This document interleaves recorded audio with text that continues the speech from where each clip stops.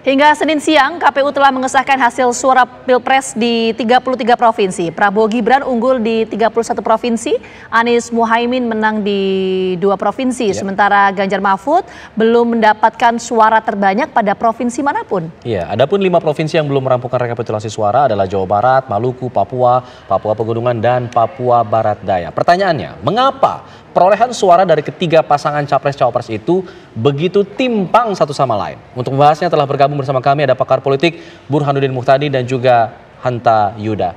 Selamat sore, assalamualaikum semuanya.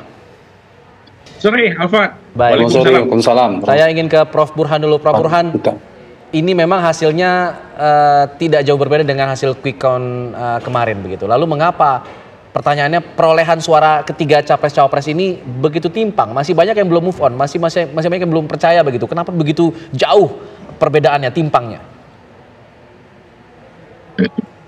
Sebenarnya kalau kita mengacu pada survei beberapa lembaga sebelum pemilu seperti poll tracking atau indikator atau lembaga survei Indonesia, itu sebenarnya kita tidak perlu terlalu kaget dengan perolehan hasil Pilpres 2024. Karena satu yang paling mengemuka adalah kemampuan Prabowo Gibran untuk mendapatkan atau memonopoli kotel efeknya Presiden Jokowi.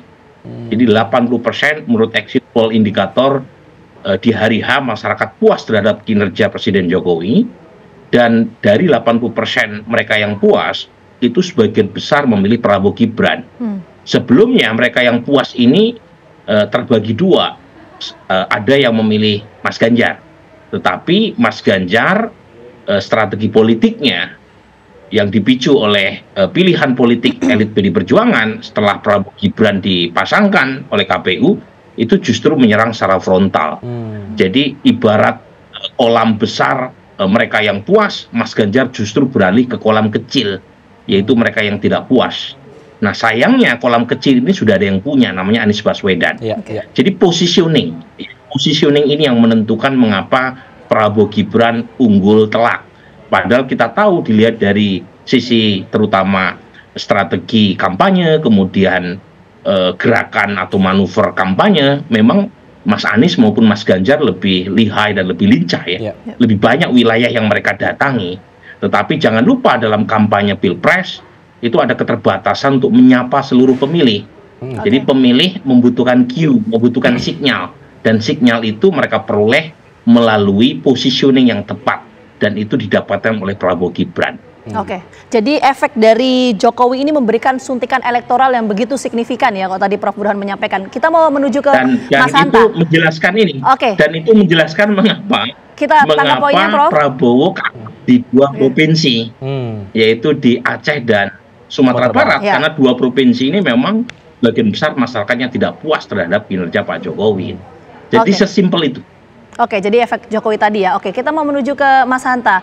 Mas Hanta, sebelum kita bicara soal kenapa suaranya ini begitu jauh ya bedanya, kita mungkin fokus ke suara dari Prabowo Gibran. Kalau berdasarkan rilis KPU ini kan unggul di 31 provinsi. Tapi ada yang menarik, Mas Hanta.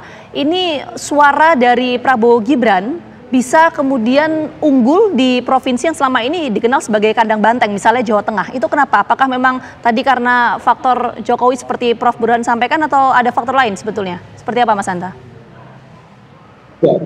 Tentu multifaktor, tapi faktor pasti yang paling determinan, paling dominan saya kira sama dengan Mas Burhan tadi. Jadi satu, mengapa sebesar ini tingginya sebenarnya sudah diprediksi selain survei, juga bisa dilihat dari quick count pada 14 Februari, dari indikator poll tracking dan sebagainya, kemenangan sekitar 58-59%, dan sudah diprediksi pada hari itu, Prabowo Gibran kemungkinan hanya kalah di 2 provinsi, menang tipis di DKI dan menang cukup tebal di provinsi lainnya. Apa penyebabnya? Satu, karena Prabowo itu relatif berhasil mempertahankan basisnya, basis lamanya. Terutama itu terpotret dari Jawa Barat. Kita lihat kemenangan Jawa Barat kan lumayan tebal.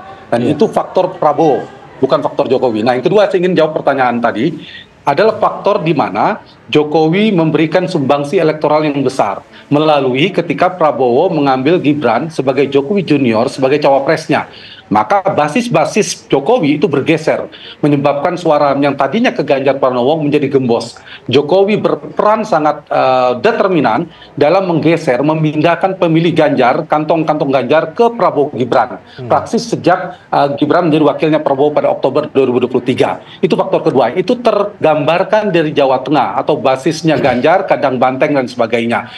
Bukan hampir semua provinsi basisnya Ganjar itu bergeser menjadi basisnya Prabowo Gibran. Itu yang kedua. Yang ketiga, ada faktor rekonsiliasi, fusi, gabungan keduanya. Faktor Prabowo masih bisa bertahan, faktor yang kedua adalah Jokowi, faktor Jokowi melalui Gibran tadi, itu tergambar dari Provinsi Jawa Timur, sebagai gambaran 3 provinsi besar. Nah, perolehan suara dari Prabowo Gibran ini kan disumbang oleh separuhnya, 59, hampir 59% itu, perolehan di Jawa Tengah, Jawa Timur, dan Jawa Barat. Nah, ini gambarannya. Nah, faktor ini selain tentu ada program populis, ada mesin politik, saya ingin meringkasnya, mungkin nyambung disampaikan oleh Prof. Burhan tadi. Baik. Pertama, ini karena gembosnya suara Ganjar. Siapa yang menggembos, yang memindahkannya itu faktor aktor elektoral namanya Joko Widodo. Itu yang menyebabkan Ganjar semakin kempes. Yang kedua, faktor Jokowi berarti. Yang kedua adalah faktor di mana Anies sulit tumbuh. Itu juga ditahan oleh approval rating Jokowi yang relatif stabil. Faktor ini yang menyebab Anies tidak bisa tumbuh, Ganjar gembos, dan yang ketiga, saya ingin merangkum 1 dan 2, faktor cawapres yang membuat Prabowo Gibran menjadi tinggi, yaitu Gibran. Faktor antaranya dan lebih kuatnya adalah faktor Joko Widodo yang melengkapi kekuatan Prabowo tadi. Itu saya kira 2 aktor elektoral raksasa, Jokowi dan Prabowo berkolaborasi, ditambah 3 kantong raksasa atau kantong terbesar Pilpres kita, Jawa Barat, Jawa Timur, dan Jawa Tengah, yang menyebabkan menjawab mengapa mendapatkan suara signifikan pada 02. Baik, Anies sulit tumbuh dan gembosnya suara Ganjar.